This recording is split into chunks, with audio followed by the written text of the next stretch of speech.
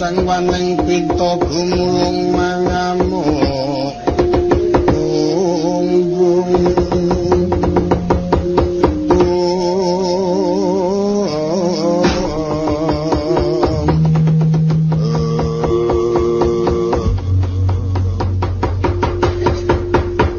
terus pundi Bapak ngaturaken kedrawasan sedaya para kadang paduka Kurawa mboten wonten ing saged nyepeng Petruk Kanjeng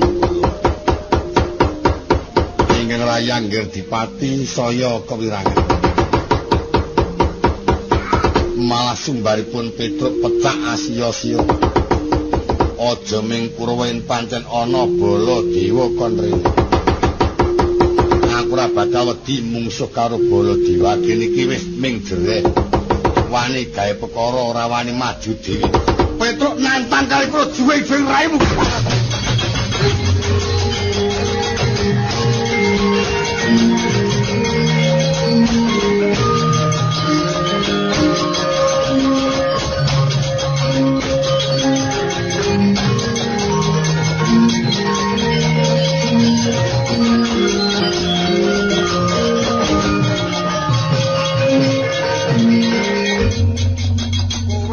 Paringi menang bisa ngundurke Kurawa aja mongkok atimu Drun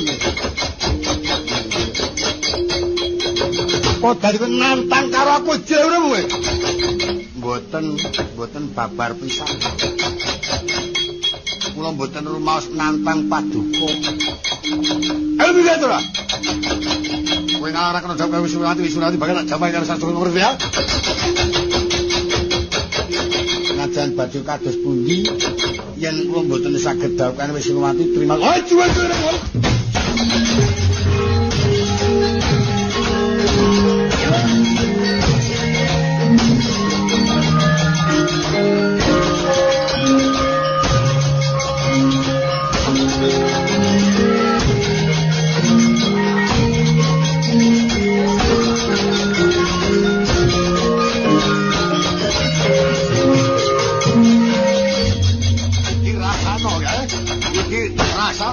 Para kawe antara walas kowe dikasih apa ora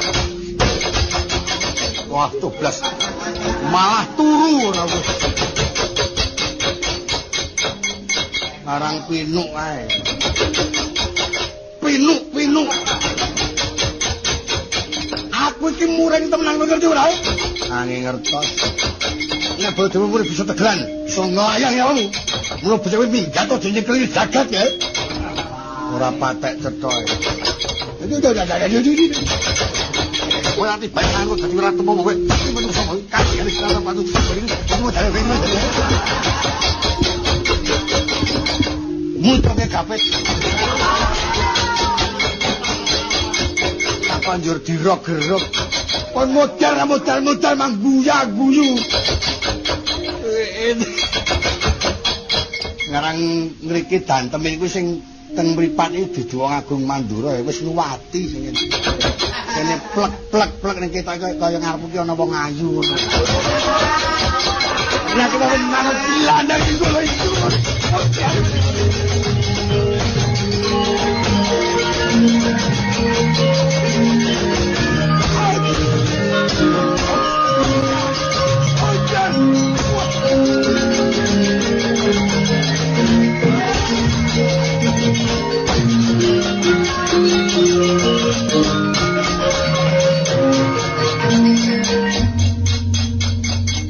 Paribasan ndok kejepit watu ora bakal bisa polah Rene ya pecah, rono ya pecah. Kecilik iki.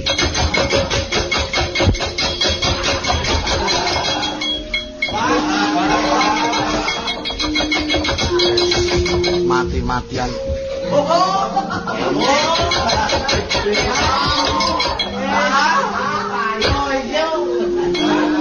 Ya mesa milih sing cilik, gedhe kae lemes ya.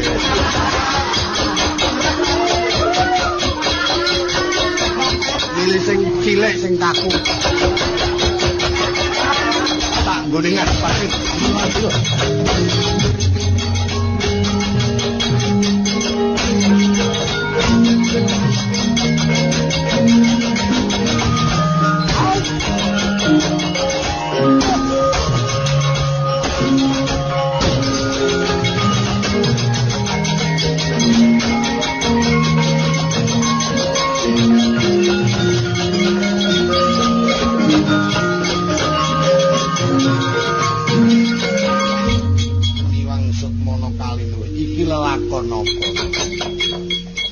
Kurawa padha nempuh Petruk kantong bolong mundur.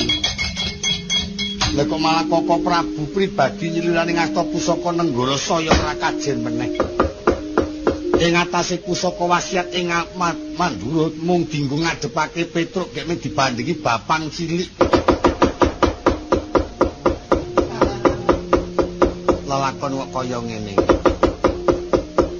Sing diarani Petruk ngamuk nagih janji ngono. Koko Prabu klatriyane Petruk Petruk.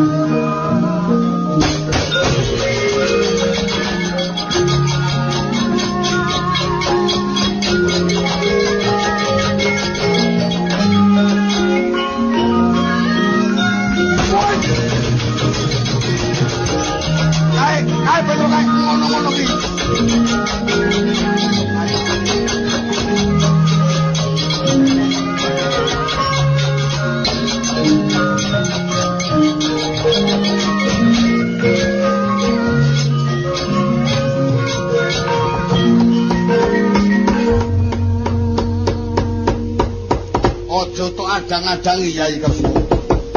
Petruk karo aku pancen ora urus. Nyepelekake karo Baladewa. Ora lega rasane atine Susanata diajari Petruk kanggo ngono. Koko Prabu. Kula trenget Purwadasina. Paduka menika Nalendra Binatara. Lajeng namung tempuh Bandayuda mangsa kaliyan Petruk. Menapa mboten ateges ngicalaken kaluhuranipun Koko Prabu. Wis ora peduli. Ora bedulisan, ora bedulisen. Nyatane anane mungsuh ning Petruk. Dasar Petruk ani karo aku ora pateni gopo. Yen Yayat arep menane Petruk muni ayo paten-paten karo aku. Senjata cakramu tono. Aku lan nyekel dalaku. Lajeng yen ngaten menika sampun saged rampung ngaten. Rampung ora rampung? Koko Prabu tedhak wonten Praja Ndrawati niatipun menapa badhe nglurug peperangan menapa badhe nglamar Wanudya. Yen badhe nglurug peperangan monggo. Awon sae lepat kawirangan lan botenipun katanggung piyambak. Nanging yen nedyanipun badhe nglamar Wanudya. Senajan Koko Prabu boten sasat kalian Petruk, nanging yen saged minangkani penuwunipun ingkang putra Wisnuwati saged mboyong. Senajan panjenengan sasat kalian saged ngendhih kridanipun Petruk kantong bolong. Gegambaranipun Nyatanipun Koko Prabu saged minangkani Petruk pisan senajan to saged tumpang jayanipun boten saged minangkani, boten badhe klampah boyong manungsa. Jalaran ingkang rayi sampun pepanggihan kaliyan Kang Putra Wisnuwati. Inggih wasipun Wisnuwati nderek kaboyong wonten negari Ngastina yen to saged minangkani panuwunipun.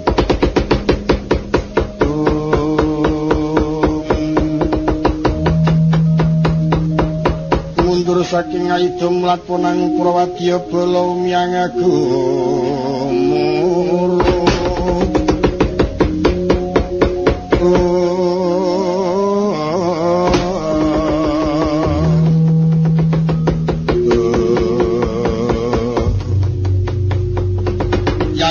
Parengake suka pangerti manapun Kakang apa panuwune putraku Wisnuwati.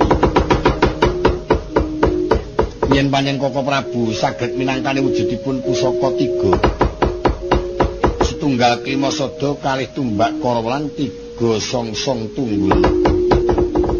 Badhe klampah mboyong Kang putra pun Wisnuwati. Nanging yen Koko Prabu mboten saged minangkani Karang sangotuni kagahi lepat mboten badhe klampah boyong wanudya Koko Prabu. Duh, jagat jiwa Prabu.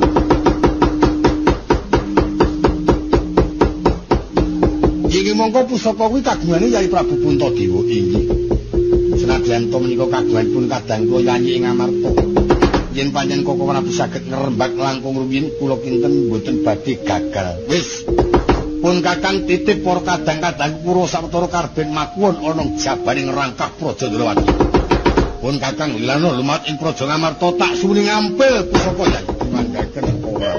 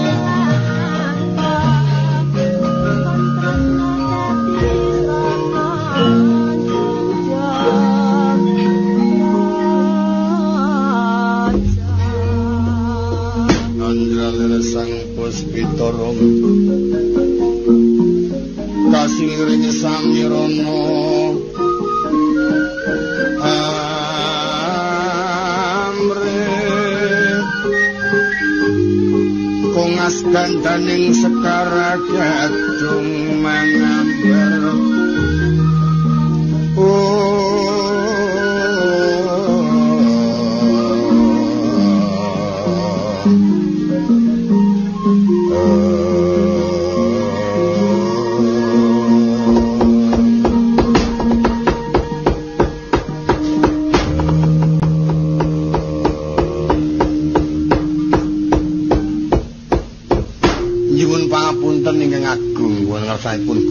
Ndrawati. Sak gluguting kolang kaling juwaut pinasasra kula mboten niat badhe damel rame lan pados mengsah wonten ing Praja Ndrawati. Dene wonten kedadosan ngaten menika dalaran kula mboten mijeni saking kersanipun ing Rakanata Mandura lan sedaya para kadang Kurawa. Nyuwun pangapunten sinuwun. Ora dadi apa Petruk. Lajeng dos pundi rembak kula menika wau saged katampi dereng. Babkan putra badhe kula sak bebrayan.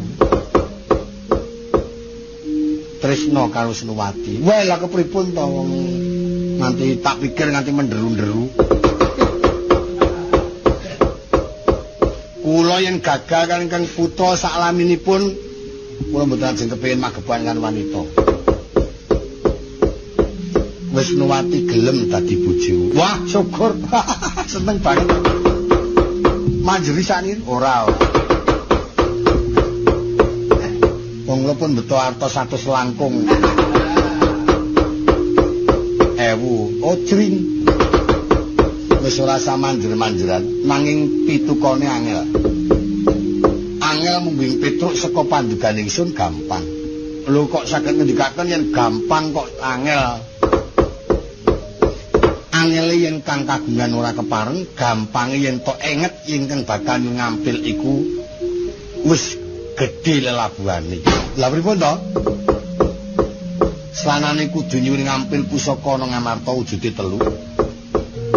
Jamus Klima Sada, Songsong Tunggulnaga lan Tumbak Karawelan. Yen panjen Petruk bisa nyuwanake pusaka 3 ana ngarsane ingsun, esuk apa sore terus tak dawuhake karo Denok Wisnuwati. Wah, nggih, saged. Pun mesti diparingke wong bendara kula Ngamarta ning kalih kula gemati kok. Iya. Kleresan kula swanten Ngamarta ragi saltais dangu dep-dep lek kula ngadekke jas njur gadi. Jimben anyar jase terus jejer karo Dik Wisnuwati. Wah, serem. Nganggo jas sing anyar, patok sing mlipit, sepatu sing anyar mlaku. Sepatu digawa. Wis ora usah omong. Tinggal tak pangke mangkato dina iki nyuwun pamit sinuwun ngati.